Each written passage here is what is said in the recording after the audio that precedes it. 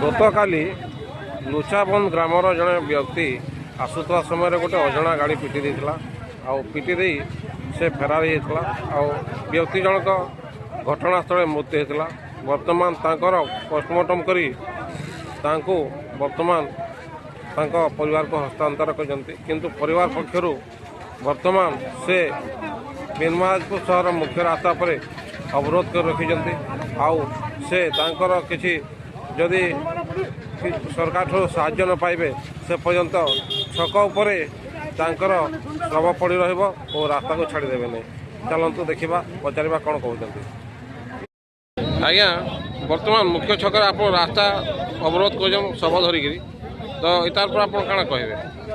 Sir मोर भाई सुरेन सेठी से लुचाबन जम्भालपाली रास्ता मेंढामाल को फेरुले तार बाटे आसला बाटे गोटे अजणा गाड़ी पिटी देला एटा बीएमपुर चिकित्सालय गाँव से नाई पारू बोले सोनपुर नेनु सोनपुर चिकित्साधीन अवस्था डेथ हो जाए। तो आप सरकार पाखे कौन अनुरोध रखी आम सरकार को दाबी करूँ तार छुटिया छुआ जोड़े चली पारे किसी आर्थिक साहाय्य कर।